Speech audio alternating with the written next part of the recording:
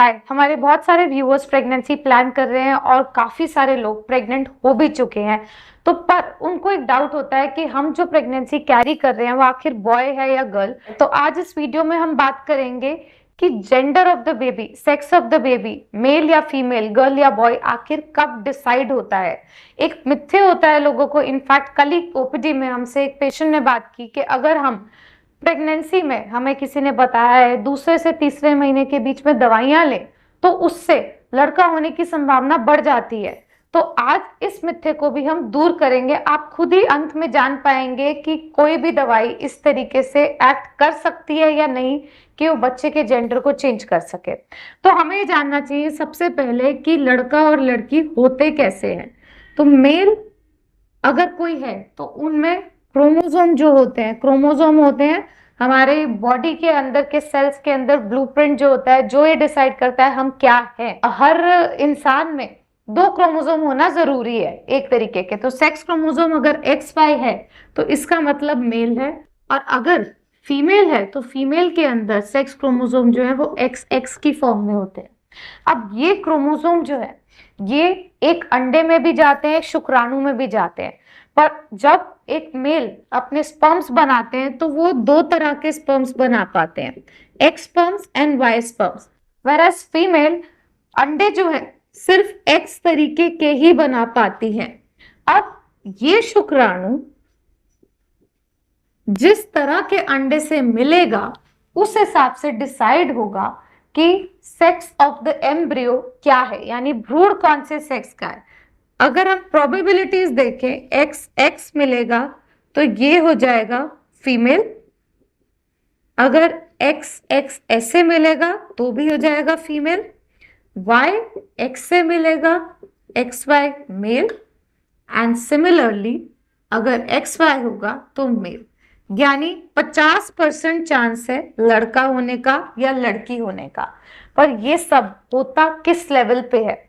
तो अंडा शुक्राणु से ट्यूब में मिलता है, यानी बच्चादानी में अगर हम ट्यूब्स की बात करें, उसके रोल की बात करें, तो अंडादानी से अंडा निकला और शुक्राणु ट्रैवल करके ट्यूब में गया। जिस टाइम ये स्पर्म इस एग से फ्यूज करेगा और ये फ्यूजन के बाद 2 सेल में परिवर्तित हुआ, यानी कि पहला दिन जो होगा, उसके बाद 4 सेल, एक ही एम्ब्रियो है, एक ही भ्रूण जो तैयार हुआ, तीसरे दिन 8 सेल, और चौथे दिन कॉम्पैक्शन, और 5वें दिन ब्लास्टोसिस्ट। ये 5वें दिन का एम्ब्रियो जाके बच्चादानी की परत में अटैच होता है। तो सेक्स तो डिसाइड हो गया था जिस दिन अंडा शुक्राणु से मिला था, और जो फ्यूजन प्रोडक्ट जब अटैच हुआ तब आई प्रेगनेंसी। सो जब प्रेगनेंसी आती है उसी टाइम पे सेक्स ऑलरेडी डिसाइडेड होता है उस एम्ब्रियो का। प्रेगनेंसी आने के भी, यानी 5वें दिन का अटैच हुआ, उसके भी 11 दिन बाद आपको किट में दिखाई देती है बच्चा लड़का है या लड़की, आप क्या प्रेगनेंसी कैरी कर रहे हैं, ये प्रेगनेंसी टेस्ट से पहले ही डिसाइड हो जाता है। तो वो जो बात है कि दूसरे तीसरे महीने पे अगर हम दवाइयां लें तो बच्चे का सेक्स बदला जा सकता है, वो बिल्कुल बेकार है।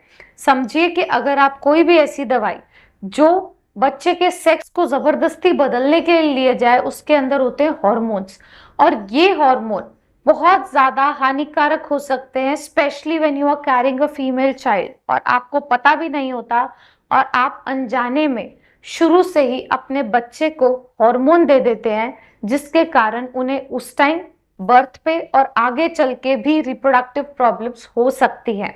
सो प्लीज किसी बहकावे में ना आए कि आप अपने बच्चे के सेक्स को सिलेक्ट करें या दवाइयां लें ताकि आपको एक प्रेफरेबल सेक्स चूज कर पाए, बिकॉज इस सब पे आपका कहीं कोई कंट्रोल नहीं है। कौन सा शुक्राणु ट्रैवल करके गया उस पर निर्भर करेगा कि बच्चा मेल है या फीमेल, और जो भी एम्ब्रियो बना वो अटैच हुआ या नहीं हुआ उस पर निर्भर करेगा प्रेगनेंसी आएगी या नहीं आएगी। अगर आपके और कोई भी सवाल हैं इस चीज से रिलेटेड, या और कोई डाउट्स हैं या मिथ्ये हैं जो आपने सुने हो, इस बारे में कि प्रेगनेंसी में सेक्स को कैसे बदल सकते हैं, तो हमें कमेंट सेक्शन में जरूर पूछे, ताकि और लोगों को भी पता चल पाए कि किस किस तरह की बातें इस दुनिया में लोग और एक्सपर्ट अपने आप को कहने वाले लोग करते हैं और बहुत सारी जनता का बेवकूफ बनाते हैं।